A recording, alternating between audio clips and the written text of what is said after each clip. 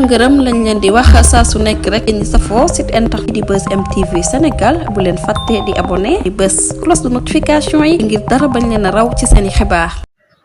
daleen ak jàmm seen bi di Buzz M TV ci seen acte du jour. kii di Abdou Karim Sall di ancien ministre de l'environnement ci réewu Sénégal di actuel maire ca commune ba ca Mbao ginnaaw ba mu jëlee ndogal daal di tekki kullu nombal tànk bi nga xam ne akub chef de quartier amoon na ko ci commune ba ca Mbao li ni mel daal dinay jur akub jàppante bu jaar ci diggante moom ak Abdoulaye Pouye di ancien maire ci commune ba ca Mbao si li ni mel kii di Abdoulaye Pouye ne kookee di Abdou Karim Sall ginnaaw ba mu jëlee ndogal daal di tekk nombal tànk kullu chef de quartier bu nekkoon ci commune ba ca Mbao daal di wax que ne moom moomee di Abdoulaye Pouye ginnaaw ba mu daan tabb chef de quartier yooyee nommé wu leen woon directement waaye daa bàyyi woon askan yi nga xam ne ñoom ñoo dëkkoon ci quartier yi daal di leen di tabb mais li ni mel la kookee di Abdou Karim Sall daal di avancé daal di jël ndogal daal di tekki nombal tànk kullu chef de quartier bu nekk ci commune ba ca Mbao nee nag jëfinu Abdou Karim Sall boobee du dëgg du yoon te yoon réewu Sénégal mayewu ko mais lu leer ba am moom mooy que ne lu sabab dëggantaan kookee di Abdou Karim Sall daal di jël ndogal loolee moom mooy que ne bu convoqué woon chef de quartier yi nga xam ne dañoo nekkoon ci commune ba ca Mbao ci ay conférence wala ay manifestation politique mais chef de quartier yooyee nga xam ne dañoo daal di dëkkee ci commune ba ca Mbao dañ doon daal di bañ ba tëdd ci suuf te ne li ni mel seen droit la te ne li ni mel tamit moom moo sab kookee di Abdou Karim Sall daal di jël ndogal daal di tekki nombal tànk yi nga xam ne ñooñee dañ leen ko takkaloon ci seeni quartier nee nag lu leer ba am moom mooy que ne namm naa topp Abdou Karim Sall ci kanamu yoon ngir ndogal loolee mu daal di jël mu daal di ciy dellu ginnaaw ndax ne ndogalam loolee tegu ko ci dëgg waa itamit tegu ko ci yoon. ginnaaw li ni mel ci coowal Farba Ngom bi nga xam ne dafa daal di bàyyeekoo ci akub coowal blanchissement d'argent bu toll ci 125 milliards de francs CFA te si li ni mel daal di jeexee ñu tegoon loxo kookee di Farba Ngom le 27 février 2025 biñ daal di génn am na akub mbir bu bees bu yees bu daal di am ci mbiru Farba Ngom boobee. mbir mu bees ci mbir moomee nag moom mooy que ne kii di Farba Ngom dafa daal di sàkku ci pôle avocat yi ngir ñu daal di introduire benn demande de liberté provisoire ci waa pôle judiciaire et financier waaye li ni mel nag kookee di Farba Ngom da koo daal di gungeek ay caution yi nga xam ne daal dina koy dugal ci biir pôle judiciaire et financier caution boobee nag kookee di Farba Ngom daal di dugal dañ ko daal di xaaj ci ñaari pàcc bu si jiitu moom mooy que ne ñi nga xam ne ay partisans ak sympathisants jëmale ko ci kookee di Farba Ngom dañoo amaloon akub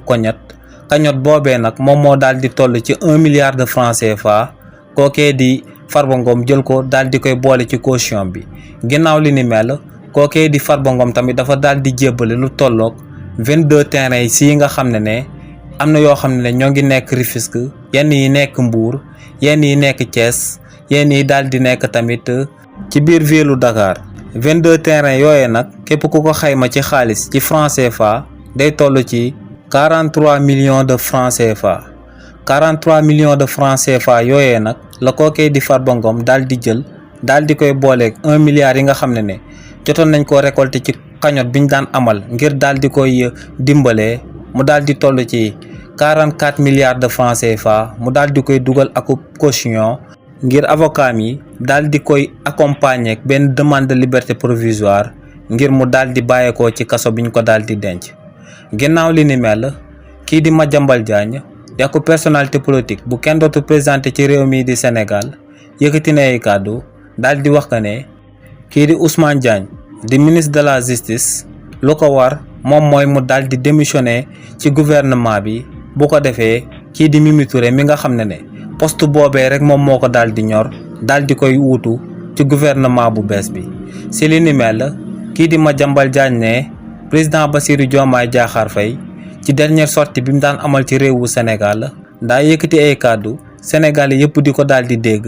mu ne ministre bii di Ousmane Diagne di ministre de la justice dafa war a mettre la pression justice su réewu Sénégal ngir ñu daal di baral seeni jéego jëmale ko si ñi nga xam ne dañ leen a war a topp te ñu luubaloon alalu askan wi te ñu bokkoon ci régime président Macky Sall ne kàddu yooyee nag président Bassirou Diomaye Faye daal di yëkkati ne ay kàddu yu garaaw la te ne li ni mel lu muy tekki rek moom mooy que ne président Bassirou Diomaye Diakhar Faye respecté wut principe di séparation des pouvoirs ndax ne exécutif warta àddu jëmale ko ci judiciaire ba koy jéem a mettre la pression nee nag lu war kookee di Ousmane Diagne mi nga xam ne akub nit ku intègre la te akub nit la bi nga xam ne kenn mënu koo forcer mu amal li nga xam ne waru koo amal ne lu ko war moom mooy mu daal di démissionner daal di tekki nombal tànk boobee nga xam ne président Bassirou Diomaye Diakhar Faye daal dina ko koy takkal ne lu leer ba am moom mooy que ne bu kii di Ousmane Diagne amalee li ni mel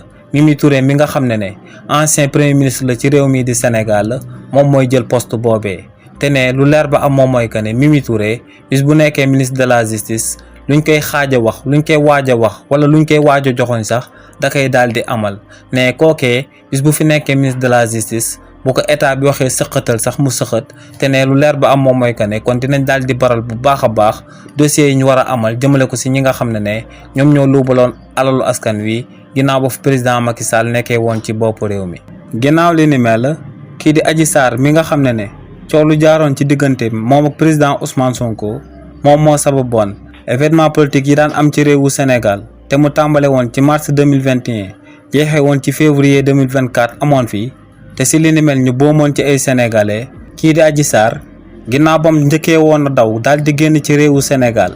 daal di dem ci réewu Suisse daal di fay ñaan akub asile ñooñee daal di ko koy may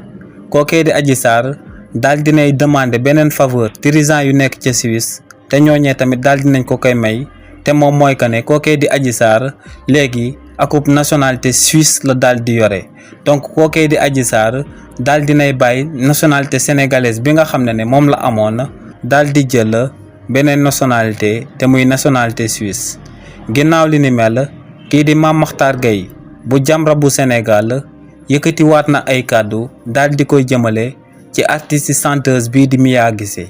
kookee di Mame Makhtar Gueye ne kii di Mia Guissé ci dernier concert bi nga xam ne moom la doon amal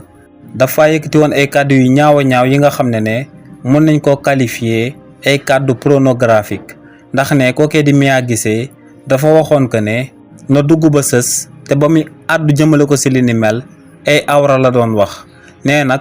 c'est la deuxième fois waa Jamra di song kookee di Mia Guissé ginnaaw bam fi njëkkee woon a sol ay sol yu bon songoon nañ ko nee nag c'est la deuxième fois ñu koy songaat te ne lu leer ba am moom mooy que ne bii paa dinañ ko jël daal di koy yóbbu ci kanam yoon ndax ne kookee di Mia Guissé luñ ko njëkkoon a songu taxut mu daal di retenir leçon bi daal di xam que ne kàddoom bu mu yëkkati day influencer xale yi nga xam ne ay xale yu ndaw lañ xamuñ lu bëri te kàddoom yooyee mun na leen a daal di yàq.